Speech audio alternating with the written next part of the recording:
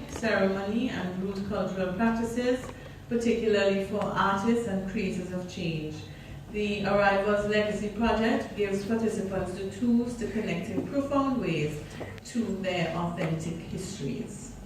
Then we had presentation 2, which was done by Miss Elodie Reed, and that was on the topic From Fishing to Tourism, Conservation as Development in Punta Gorda, Roatan, Honduras. And Ms. Reed presented her ideas based on 2 months of fieldwork in Punta Gorda on the island of Roatan.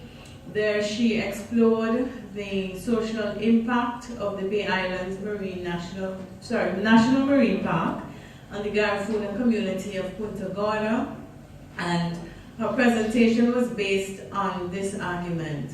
It is possible for the Garifauna community in Punta Gorda to achieve a reasonable and empowering heritage tourism within the institutional dynamics of the marine protected area, but it relies on significant reconfiguration from the current arrangement. Then we have presentation 3, which was done by Mr. Odwin Andrews of Sustainable Grenadines Incorporated, SUSGREN, and that was on the Ashton Lagoon Restoration Project for Sustainable Livelihoods in the Grenadines.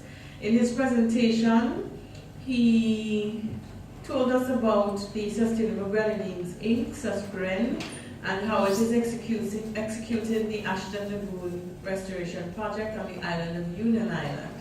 And the project aims to restore conditions for marine life, develop ecotourism, and raise awareness of climate change adaptation in Ashton, Union Island.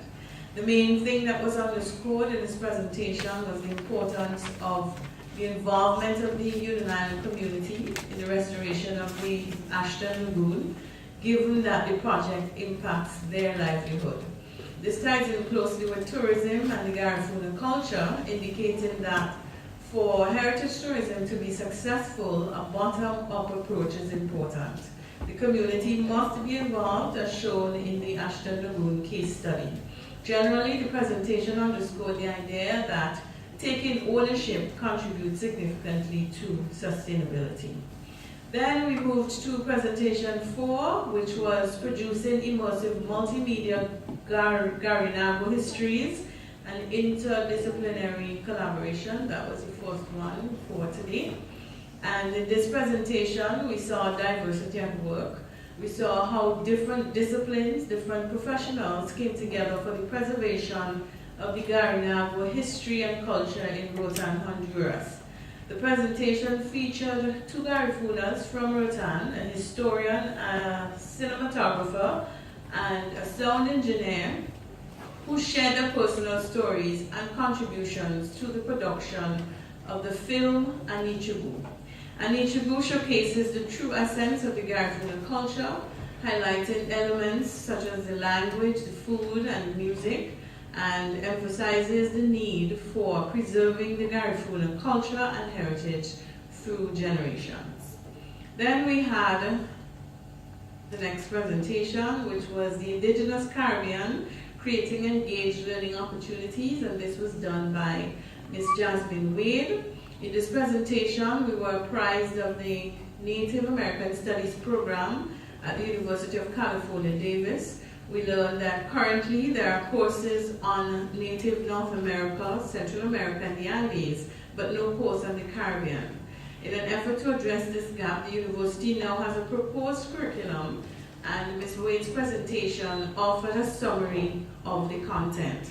She shared with us the proposed modules, student assignments, opportunities for partnerships, potential funding, and extended an invitation for the University of California, Davis to collaborate with the Garifauna Heritage Foundation and the University of the West Indies. A special request was made for our input and ideas towards the proposed curriculum. Then we had Developing Sustainable Community Heritage on St. Vincent, Tools and Ideas by Dr. Niall Finneman and Dr. Christina Welch. Dr. Finneman started by giving us a broad context of the work that they do, outlining some of the technological approaches they use to emphasize heritage. He defined the concept heritage identity and explored a sense of place, bringing to the fore elements like people, modern culture, buildings, faith, industry, etc. He also introduced the important idea of how we can manage our Garifauna heritage. Dr. Welch then looked at how Garifaunas can market and preserve our own heritage, suggesting that we can consider integrating the Garifauna heritage into names given to things like the Greg's Farine Hut and traditional ring games. Storytelling is also another great way of preserving the culture. The presentation also looked at what heritage can do for us and gave us some reminders. For example, heritage shouldn't just be restricted to the past, but should also embrace the present. Participants had a chance to actively engage in a practical exercise of how they can sell the Garifauna culture to tourists. And with that, ladies and gentlemen, thank you for your attention.